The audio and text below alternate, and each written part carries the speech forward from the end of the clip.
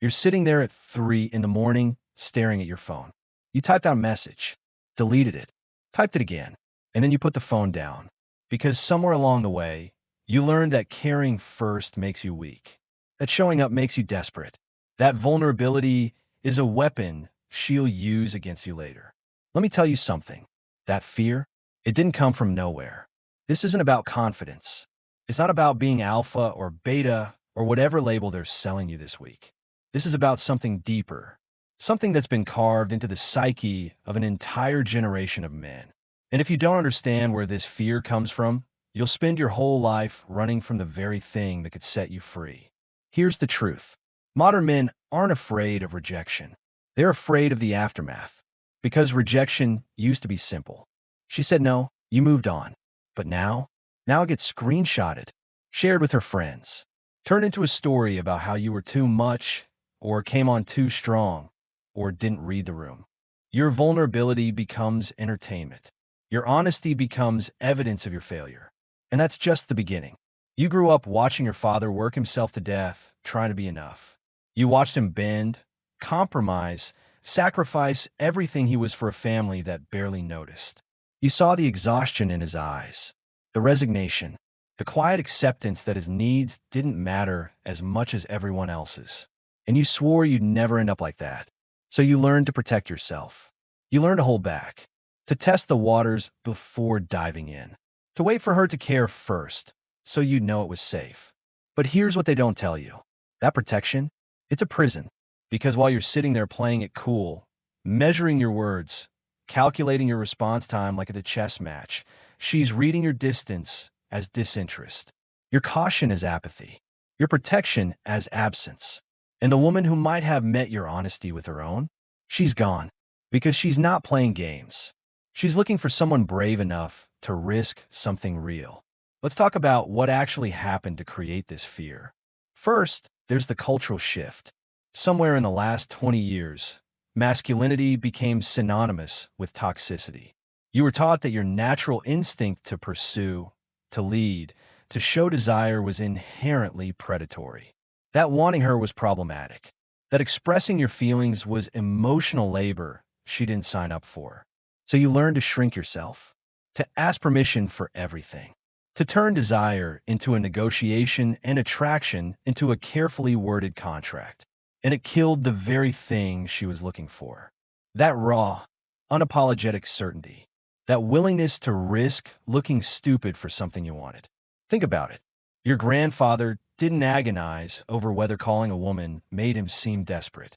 He called. He showed interest. He pursued what he wanted without apologizing for wanting it. And nobody questioned whether that was appropriate. It was expected. But you've been conditioned to second-guess every instinct, to analyze every text message, to wait the acceptable amount of time before responding so you don't seem too eager, to treat your genuine interest like something shameful that needs to be hidden. That's not evolution. That's paralysis.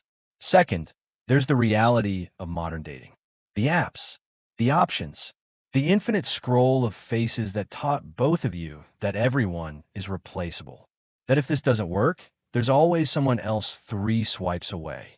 This created a paradox. She wants you to care enough to make her feel special, but not so much that you seem desperate. She wants effort, but not try-hard energy. She wants pursuit, but only if she's already decided she wants to be caught. And you're supposed to navigate this minefield blindfolded while pretending you don't care about the outcome. That's not dating. That's psychological warfare. Let me paint you a specific picture. You match with someone. The conversation flows. There's chemistry, real chemistry. You suggest meeting up. She says yes. The date goes well, really well. She's laughing at your jokes. There's physical contact, eye contact that lasts a beat too long. All the signs are there. And then you make the mistake. You send a message the next day saying you had a great time and you'd like to see her again. Simple, honest, direct. And suddenly, she goes cold. The responses get shorter. The enthusiasm disappears. Eventually, she ghosts. Not because she didn't have a good time, but because you showed your hand. You cared first. You broke the unspoken rule that says whoever cares less has the power. And you learn. You learn that honesty is punished. That directness is weakness. That caring first is a tactical error. So the next time, you play it different. You wait 3 days to text. You keep your message casual. You don't mention wanting to see her again. You protect yourself, and she interprets your distance as disinterest and moves on. Either way, you lose. Third, there's what I call the vulnerability trap. You've been told your whole life that women want emotional availability, that they want a man who can express his feelings, who isn't afraid to be vulnerable, who can communicate. So you tried it. You opened up. You shared your fears, your doubts, your struggles. And you watched her attraction evaporate in real time. Not because she lied about wanting vulnerability, but because there's a difference between vulnerability and instability, between emotional honesty and emotional dumping, between showing depth and showing dependence. And nobody taught you where that line was. Let me give you an example. You're 3 months into seeing someone. Things are good, but you're dealing with something. Maybe it's work stress. Maybe it's family issues. Maybe it's just the weight of existing in a world that constantly tells you you're not enough. And you decide to open up, to be vulnerable, to show her the parts of you that aren't confident and put together. So you tell her. And while you're talking, you notice something shift. She's still listening, still nodding. But there's something different in her eyes. A calculation, a reassessment. And over the next few weeks, things change. She's less available, less enthusiastic, less interested. Because what you thought was healthy communication, she experienced as emotional burden. What you thought was vulnerability, she perceived as weakness. What you thought would bring you closer, pushed her away. And you learn the lesson. Being vulnerable isn't safe. Opening up isn't rewarded. Showing your real self costs you. So when she pulled away after you showed her your real self, you learned the lesson. Caring first is dangerous. Showing your hand is foolish. Emotional honesty is a liability. And you built walls. Here's where it gets dark. Those walls you built to protect yourself, they're doing exactly what they were designed to do. They're keeping you safe, but they're also keeping you alone. Because real intimacy requires someone to go first. Someone has to take the risk. Someone has to say, I care about this before knowing if it's reciprocated. Someone has to be brave enough to look stupid. And if you're both waiting for the other person to prove it's safe, you'll wait forever. Let me tell you about the cost of this fear. Not the obvious costs. Not the loneliness or the failed relationships. The deeper costs. The ones you don't notice until years have passed. First, there's the erosion of your capacity for genuine connection. Every time you choose protection over honesty, you reinforce the pattern. You teach yourself that caring is dangerous, that wanting is weakness, that needing someone is shameful, and slowly, imperceptibly, you lose the ability to do it at all. The walls become permanent. The distance becomes default. The protection becomes who you are. You tell yourself you're just being smart, strategic, that you're learning from past mistakes. But what you're actually doing is guaranteeing that you'll never have what you claim to want. Second, there's the impact on your self-respect. Because you know, deep down, you know when you're being authentic and when you're performing. You know when you're communicating honestly and when you're playing games. You know when you're showing up and when you're hiding. And every time you choose the performance over the truth, you lose a piece of your self-respect because you're not living according to your values. You're living according to your fears. You're letting the possibility of her rejection dictate your behavior. You're giving her power over your authenticity before she's even earned a place in your life. That's not protection. That's surrender. Third, there's what this does to your standards. When you're terrified to care first, you start accepting situations that don't serve you. You stay in ambiguous situationships because defining things would require caring first. You tolerate breadcrumbs because asking for more would mean showing you want something. You settle for less than you deserve because having standards requires the vulnerability of admitting you have standards to begin with. Think about that. You're so afraid of showing you want something meaningful that you accept something meaningless instead. You're so protective of your heart that you hand it over to people who don't value it. The logic doesn't hold. Let me show you what this actually looks like in practice. You meet someone. There's potential there. real potential. But instead of exploring it honestly, you both engage in this elaborate dance. You're measuring response times. She's analyzing your message length. You're keeping backup options. She's doing the same. You're both posting on social media to show you're having fun without each other. You're both pretending this doesn't matter while constantly checking to see if the other person is watching. And underneath all that performance, you both actually like each other. You're both actually interested. You're both actually hoping this could be something. But neither of you will admit it, because admitting it means caring first. And caring first means losing. So you both keep playing. And one of three things happens. Either someone else who's braver comes along and actually pursues one of you, or you both get exhausted and give up, or you drag this out for months until whatever potential was there dies from neglect. That's the reality of the fear of caring first. It doesn't protect you. It just guarantees failure. Here's what nobody wants to admit. The fear of caring first isn't just about her. It's about you. It's about what it means if you put yourself out there and she doesn't meet you there. Because if you play it cool and it doesn't work, you can tell yourself it wasn't real anyway. You can convince yourself you didn't really care. You can protect your ego by pretending your heart was never involved. But if you show up fully, honestly, vulnerably, and she rejects that, then you have to face the possibility that you weren't enough, that your real self wasn't worth staying for. That caring was the mistake. And that's terrifying because it touches something deeper than just this one woman or this one situation. It touches the fear that maybe you're fundamentally unlovable, that maybe if people see the real you, they'll leave, that maybe the only way to keep people around is to never let them see how much you care. That fear has roots, deep roots, often going back to childhood, to parents who were emotionally unavailable, to early experiences of abandonment or rejection, to messages you received about what it means to be a man.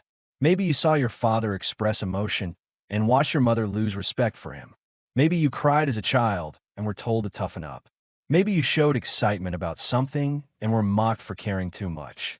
Those experiences taught you that caring comes with consequences, that vulnerability invites attack, that the safest way to move through the world is to not need anything from anyone. And those lessons? They're still running you. But here's the truth they won't tell you. That fear is a compass. It's pointing you toward exactly what you need to do. Because every man who's ever built something real, who's ever created a relationship worth having, had to walk through that fear, had to risk looking foolish, had to care first without knowing if it would be returned. That's not weakness. That's courage. The men who are terrified to care first aren't cowards. They're men who've been burned, who've had their honesty used against them, who've watched their vulnerability become a punchline, who've learned through painful experience that the world doesn't reward emotional honesty in men. But here's what you need to understand. Living in that fear doesn't protect you. It just guarantees you'll never have what you actually want. Because the woman worth having, she's not impressed by your carefully calculated distance. She's not attracted to your emotional unavailability. She doesn't want to play detective, trying to figure out if you even like her. She wants the man brave enough to say, "I'm interested in you," and deal with whatever comes next. Let me tell you what changes when you stop being afraid to care first. First, you stop attracting people who are playing games. Because when you show up with clarity and honesty, the game players disappear. They can't manipulate someone who's already being direct. They can't create artificial scarcity with someone who's already told them where they stand. The confusion? That's their playground. Your honesty destroys it. Think about it. The women who are playing games, who are keeping multiple options, who are testing you and manipulating you, they're relying on ambiguity, on you being unclear about what you want, on you being too scared to define things or set standards. But when you show up and say, "This is what I want, this is what I'm looking for, this is where I stand," those women disappear because they can't play games with someone who's already laid their cards on the table. And good riddance. Second, you stop wasting time. When you care first and she doesn't reciprocate, you find out immediately. You don't spend 3 months in situationship limbo wondering if this is going somewhere. You get your answer and you move on. Time is the one resource you can't get back. Every month you spend in ambiguity is a month you could have spent finding someone who actually wants what you want. Think about how much time you've wasted trying to decode mixed signals, analyzing whether she liked your message or just acknowledged it, wondering if she's actually busy or just not interested, waiting to see if she'll reach out first. All that time and energy spent on uncertainty, on anxiety, on hope mixed with dread, when you could have just asked, just been direct, just cared first and gotten your answer. Third, you become the man you actually want to be. Not the guy playing it cool. Not the strategist treating dating like a competition. The man who knows what he wants and isn't afraid to pursue it. That man, he's magnetic. Not because he's perfect, but because he's real. There's something deeply attractive about a man who's comfortable with his own desires, who doesn't apologize for wanting something, who's willing to be honest even when it's risky. That's not desperation. That's self-possession. Women can feel the difference. They can tell when you're performing versus when you're being authentic. They can sense when you're playing games versus when you're being direct. And the ones worth having, they're drawn to the authenticity. Fourth, and this is the part nobody talks about, you start respecting yourself again. Because every time you play it safe, every time you hide your feelings, every time you pretend you don't care when you do, you lose a piece of your self-respect. You know you're lying. You know you're hiding. You know you're being less than authentic. And that knowledge eats at you. It makes you smaller, makes you doubt yourself, makes you question your worth. But when you care first, when you show up honestly, even if it doesn't work out, you get to keep your self-respect. You get to look yourself in the mirror and know you were brave. That you didn't compromise your truth for the illusion of safety. That matters more than you think. Here's the part that will make you uncomfortable. Most of you reading this will nod along. You'll agree with everything I'm saying, and then you'll go right back to playing it safe. Because understanding the problem intellectually and actually changing your behavior are two completely different things. You'll read this and think, yeah, he's right, I should be more honest. And then the next time you're actually interested in someone, that fear will kick in. That voice that says, but what if she thinks I'm desperate? Or I should wait a bit longer? Or let me see if she reaches out first. And you'll choose safety over truth. Again, so let me give you something practical, something you can actually use. The next time you're interested in someone and you feel that fear of caring first, I want you to do something radical. I want you to sit with that fear for exactly 5 minutes. Don't act on it. Don't suppress it. Just observe it. Notice where you feel it in your body. Is it in your chest? Your stomach? Your throat? Notice what stories your mind is telling you. Notice how it tries to convince you that playing it safe is the smart move. And then, after those 5 minutes, I want you to care anyway. Not in some grand gesture. Not in some overwhelming declaration. Just honest, direct communication. I'm enjoying getting to know you. I'd like to see you again. I'm interested in where this could go. Simple, clear, honest. And then watch what happens.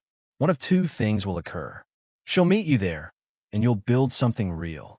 Or she won't, and you'll have your answer immediately instead of wasting months trying to decode mixed signals. Either way, you win. Because living honestly, even when it's scary, is always better than living safely in a cage of your own making. Here's what I know after years of studying this.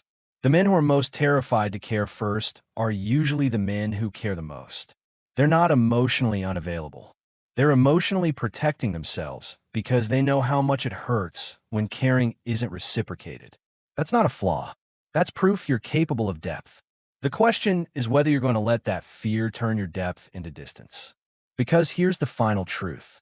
You're going to die one day. And when you're looking back on your life, you won't regret the times you cared too much. You won't regret the moments you showed up honestly and got rejected. You won't regret being brave enough to pursue what you wanted.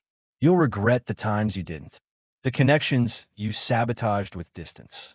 The relationships that could have been something if you'd just been brave enough to care first. That's the real fear you should be running from. Not rejection, not looking stupid, not being vulnerable. The fear of reaching the end and realizing you spent your whole life protecting a heart you never actually used. So care first. Risk looking foolish. Show up honestly. Be the man brave enough to want something before knowing if you'll get it. Because that's not weakness. That's the only thing that's ever built anything worth having.